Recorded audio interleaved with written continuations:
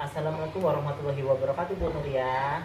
Waalaikumsalam warahmatullahi wabarakatuh, Pak Selamat. Selamat siang, Bu Nuria. Siang, Pak. Maaf mengganggu ya, Bu Nuria. Gimana kabarnya nih, Bu Nuria? Kabar saya baik, Pak. Gimana kabar Bapak? Alhamdulillah, kabar saya juga baik, Bu Nuria. Oh ya, Bu Nuria, membahas kegiatan kita yang kemarin 3 hari yang lalu, saya kan sudah menyampaikan kepada Bu Nuria bahwa saya akan melakukan kegiatan observasi di kelasnya Bu Nuria. Nah, dalam kegiatan observasi itu ada 3 tahapan ya Bu Nuria. Yang pertama yaitu adalah pra-observasi, yang kedua adalah observasi, yang ketiga adalah pasca observasi. Dalam kegiatan ini Bu Nuria, ini akan menjadi tagihan saya di CGP saya di modul 2.3 saya. Nah, dalam kegiatan pra-observasi ada beberapa yang akan saya tanyakan kepada Bu Nuria. Yang pertama adalah tentang kesiapan Bu Nuria, yang kedua adalah kegiatan Bu Nuria, yang ketiga adalah setelah kita melakukan kegiatan pra dan observasi, nanti kita akan melakukan kegiatan pasca observasi, di mana di dalam kegiatan pasca observasi nanti kita didampingin oleh pengajar praktik saya. Nah, dari beberapa yang sudah saya sampaikan ya Bu Nuria, kira-kira harapan Bu Nuria dari pertemuan kita siang hari ini apa? Ya, saya sangat senang, Pak. Saya bisa bekerja bersama dengan Pak Selamat. Saya juga senang disupport untuk meningkatkan kompetensi saya, bagaimana proses pembelajaran di kelas. Dan saya ingin berdiskusi dengan Pak Selamat mengenai rencana pelaksanaan pembelajaran saya yang akan saya lakukan, Pak. Baik Bu Nuria, tujuan kita pada pagi hari ini yaitu adalah untuk berdiskusi terkait persiapan Bu Nuria dalam melaksanakan supervisi nantinya. Kalau boleh tahu, saya tahu ya Bu Nuria, kira-kira Bu Nuria itu akan menyampaikan materi tentang apa Bu Nuria? Ya, Pak Selamat, yang akan saya sampaikan yaitu materi kami akan belajar tentang ancaman krisis energi. Terkait materi tentang ancaman krisis energi, tentulah ada tujuannya dalam pembelajaran itu ya Bu Nuria. Kira-kira dalam tujuan pembelajaran yang akan Ibu lakukan, kira-kira yang menjadi tujuan pembelajaran Ibu Nuria itu apa?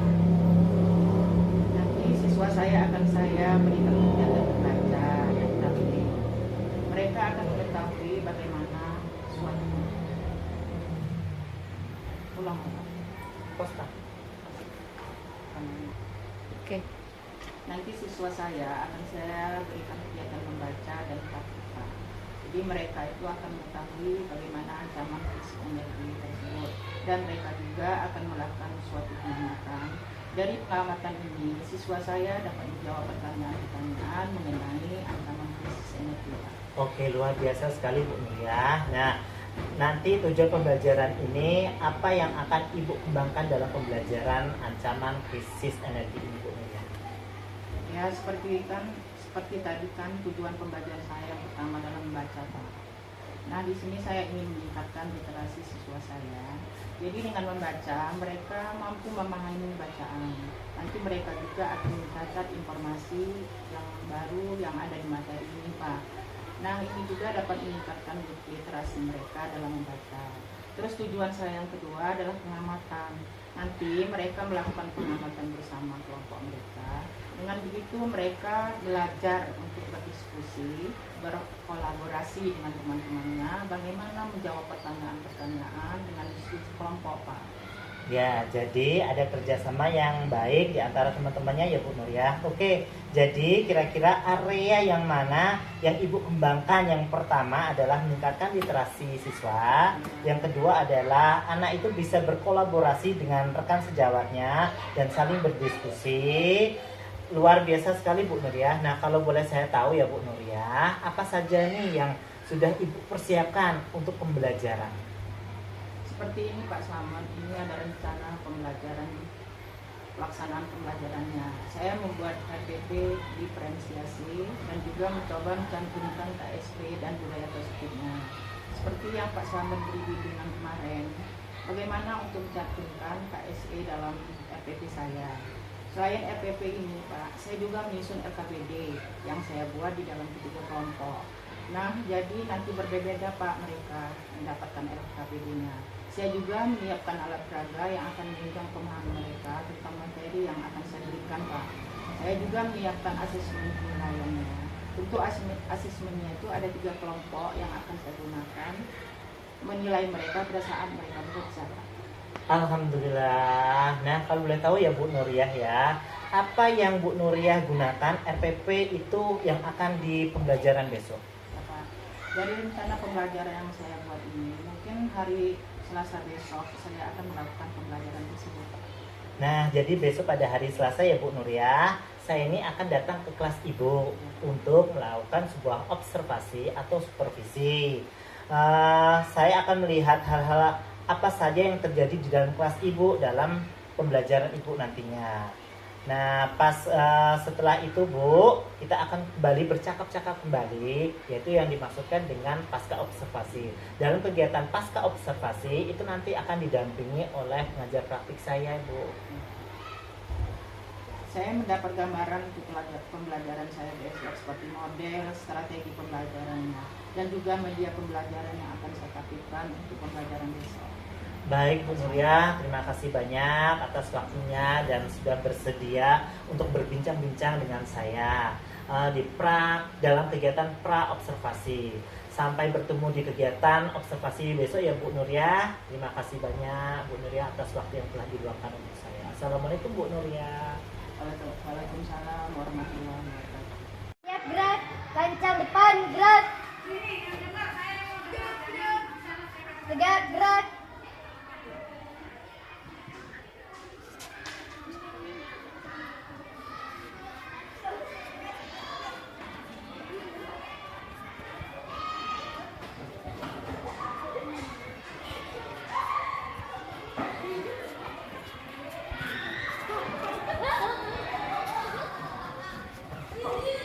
Tiga. Assalamualaikum warahmatullahi wabarakatuh. Waalaikumsalam warahmatullahi wabarakatuh. Apa kabar anak-anak? Alhamdulillah luar biasa. Allahu Akbar. Anak-anak, sebelum mengawali pelajaran kita hari ini, terlebih dahulu kita berdoa ya. Jadi, tolong dipimpin. Siap. Saya siap.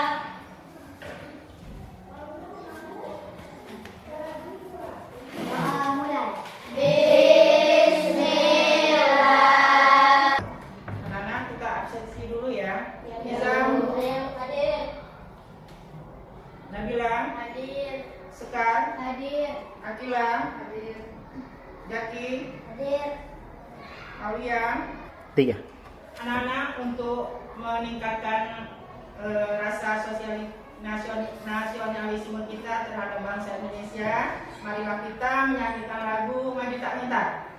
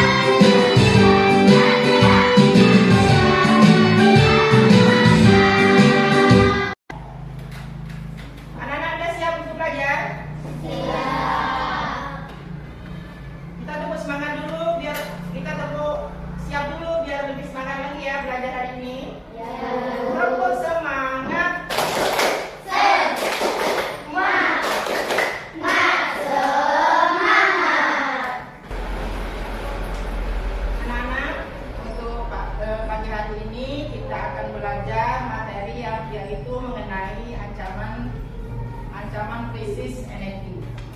Energi adalah suatu kemampuan untuk melakukan kerja atau usaha. Apa yang anak-anak ketahui tentang krisis energi? Ada yang tahu? Ya, coba Jaki. Kurangnya persediaan sumber daya energi atau peningkatan terhadap harga sumber daya seperti minyak bumi. Ya, itu pengertian daripada krisis energi. Anak-anak, untuk hari ini tujuan pembelajaran kita yang pertama adalah mendeskripsikan adanya ancaman krisis energi yang terjadi dalam kehidupan sehari-hari. Kemudian yang kedua, mengemukakan ide-ide mengenai upaya individu maupun kelompok yang dapat dilakukan untuk menghemat penggunaan energi. Ya.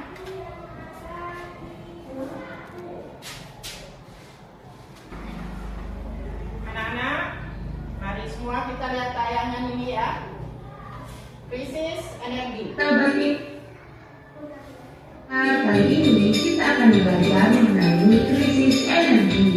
Yuk, mari kita simak. Hari ini panas banget sih.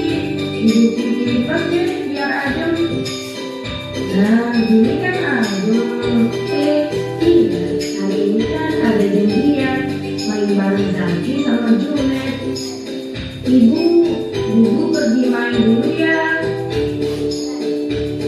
Saat Bubu sudah pergi melangkah untuk bermain, Bubu lupa mematikan kipas angin.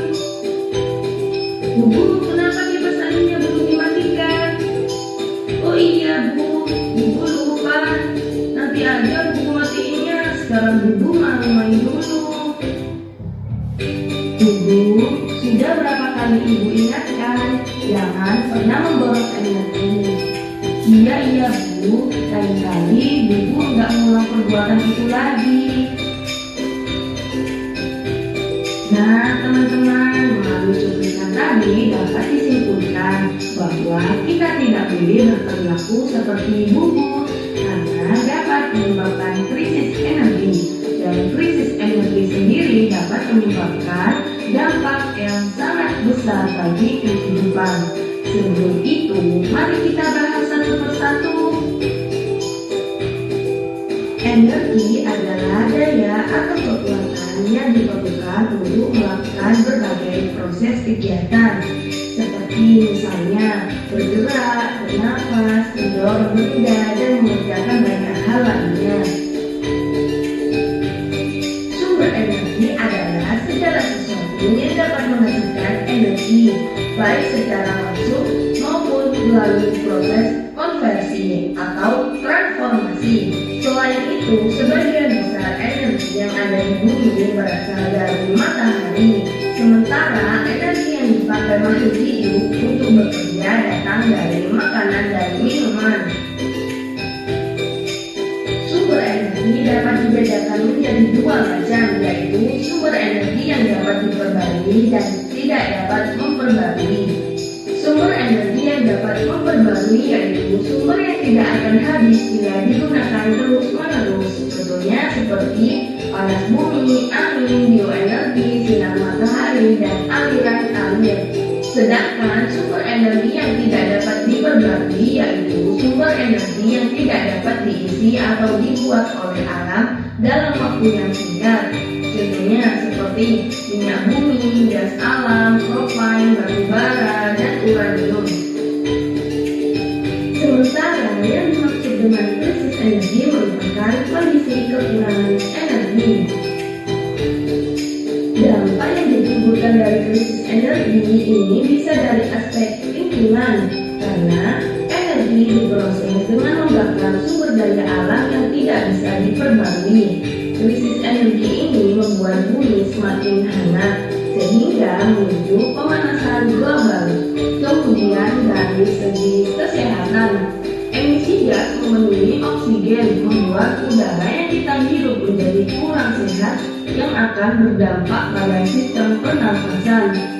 Tak hanya dari segi lingkungan dan kesehatan, krisis energi juga memicu naiknya harga karena semakin energi, maka biaya produksi energi juga akan semakin naik. Kemudian, penyebab krisis energi sendiri bisa dilihat dari konsumsi energi yang berlebihan. Contohnya seperti yang dilakukan Bu tadi, atau tidak mematikan lampu ketika sudah siang hari. Kemudian, terus menyalakan air meskipun airnya sudah penuh. Nah, maka dari itu perlu adanya tindakan penghematan energi guna mengurangi jumlah energi yang digunakan. Seperti mematikan alat elektronik yang tidak digunakan, mengurangi penggunaan kendaraan pribadi, sebagai gantinya gunakan kendaraan umum seperti bis, kereta, atau angkutan umum. Selain perlunya tindakan penghematan energi, penting juga adanya energi alternatif.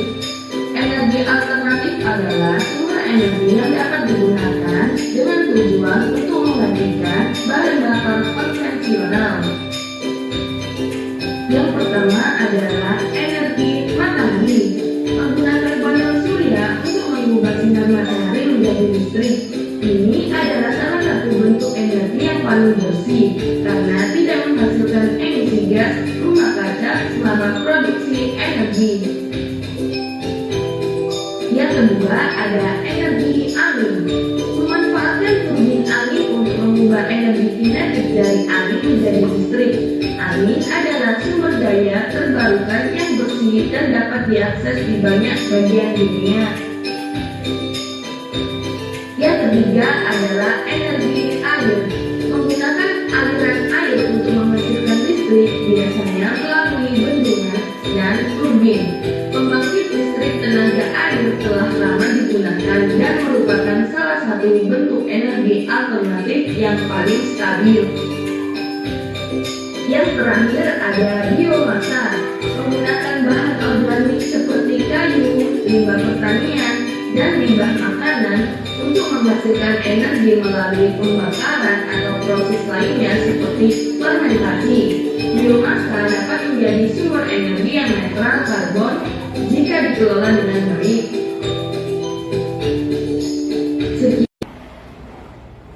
Nah, tadi kita sudah menonton video ya, yang berjudul materi kita hari ini yaitu ancaman krisis energi. Di dalam video tadi, apa yang anak-anak amati tadi? Tentang krisis energi. Ya, tentang krisis energi, ancaman krisis energi. Kalau Pak Ujan?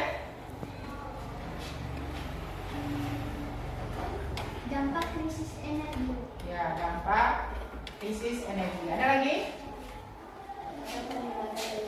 Ya, untuk mengatasi krisis energi itu kita harus menghemat energi. Contohnya? Mematikan kipas sudah sepakat. Ya. Nah, anak-anak ini ibu mau bagi kelompok ya. Berapa kelompok? 5. Ini kelompok tadi.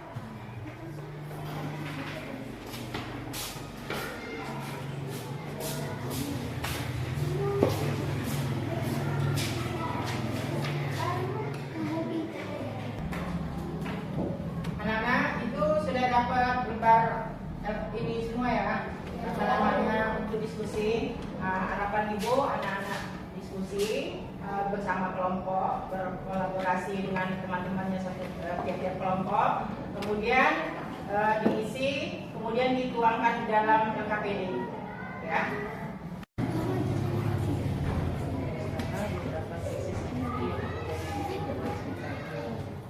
Apa saja tadi nonton video nggak? Musik.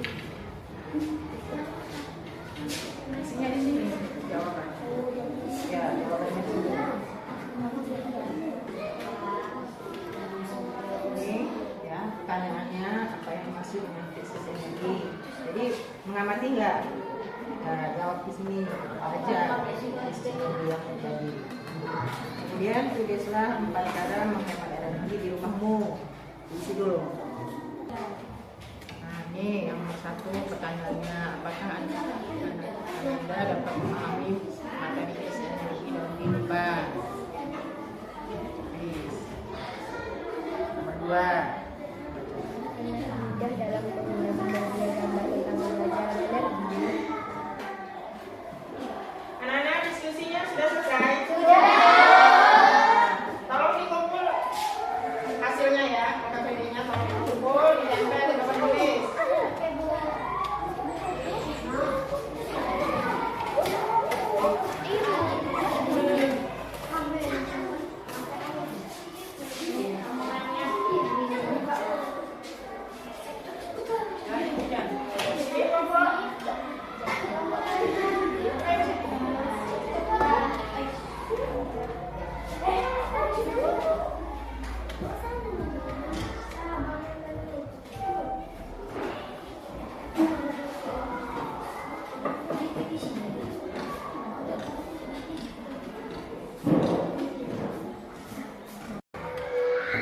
Anak-anak, ini adalah hasil kelompok ya dari teman-teman.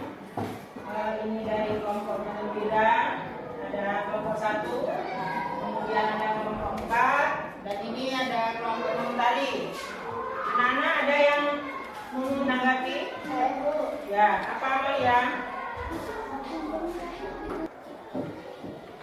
Anak-anak, ini dari kelompok gembira. Salah satunya Alif yang maju. Yang maju dulu.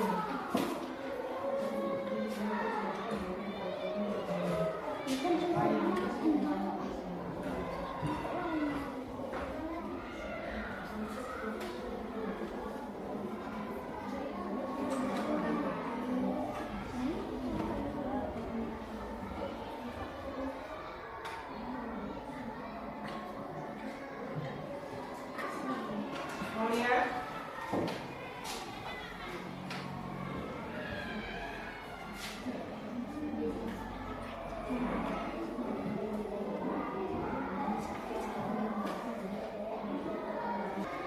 Kelompok Mentari?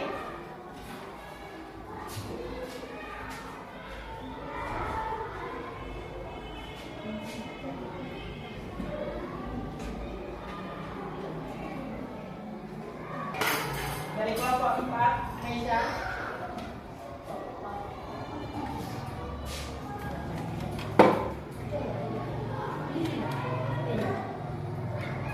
Bu Nuk.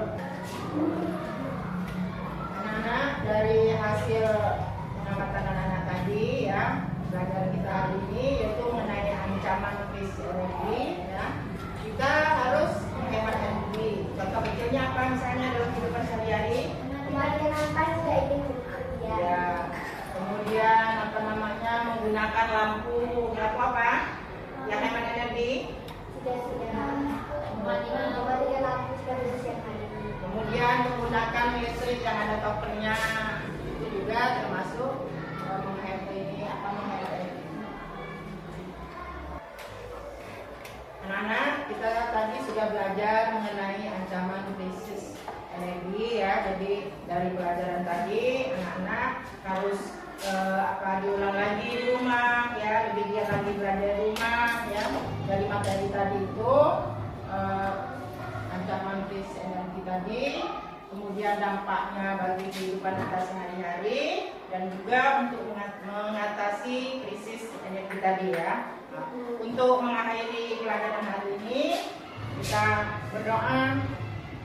Tolong Jaki dipimpin berdoa.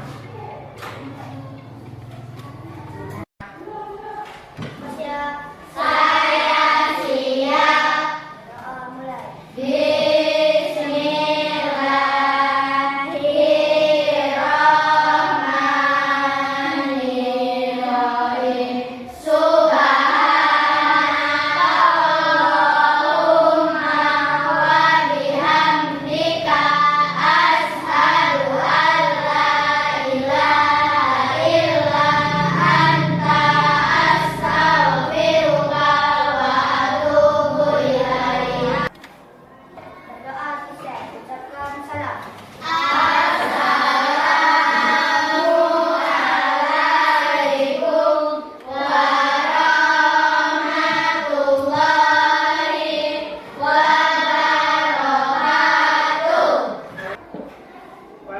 Waalaikumsalam warahmatullahi wabarakatuh.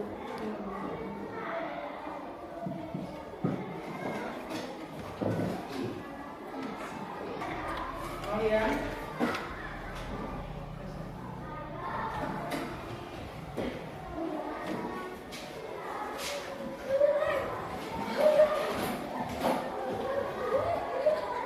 Ya.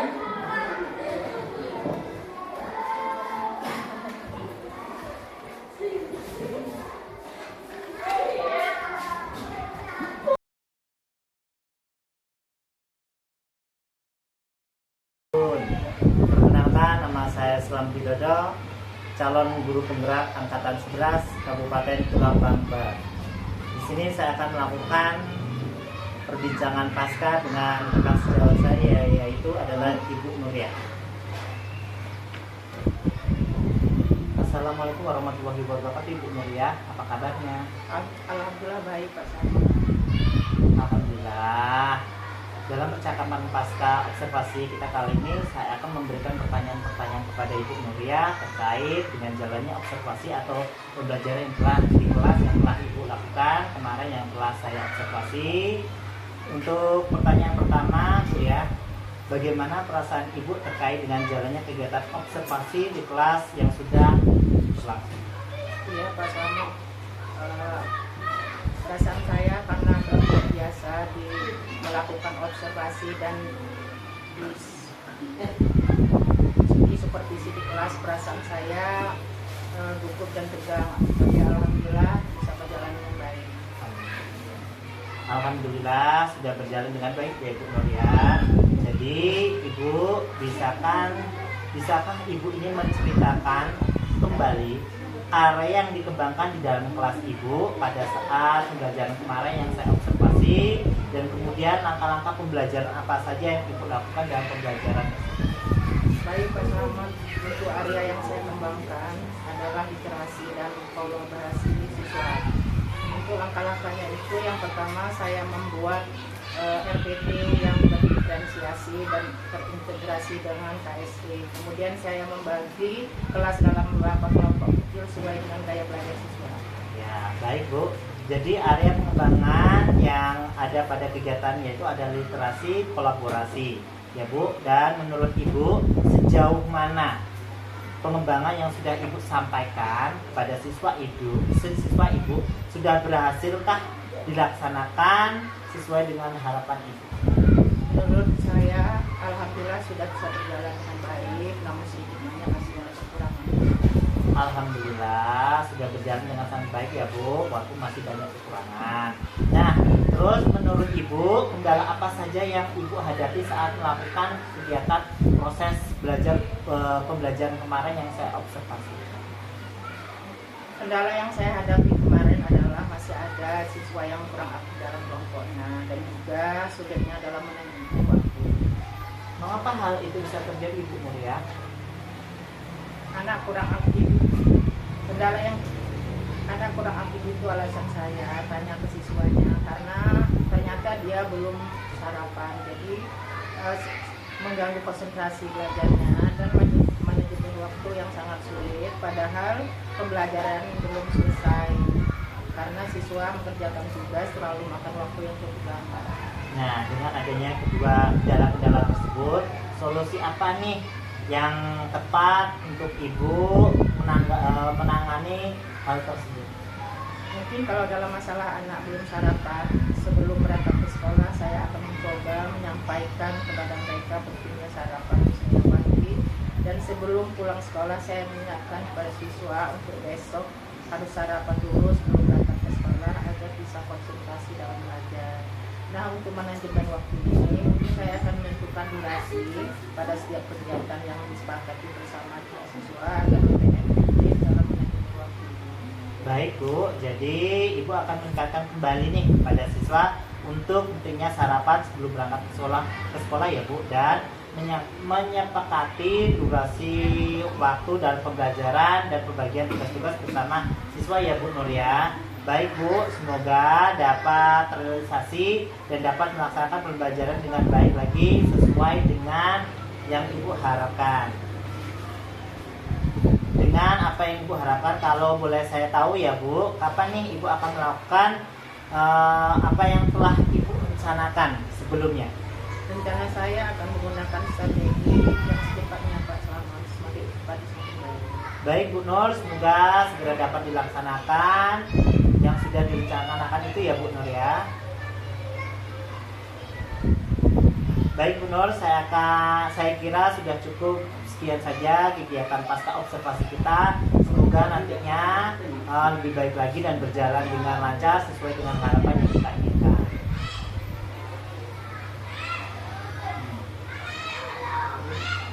Amin, terima kasih banyak atas waktu yang diberikan bersama. Sama-sama Bu Nur. Assalamualaikum warahmatullahi wabarakatuh Bu Nur. Kita ulang aja. Terus kamu juga aja. Saja aja nih.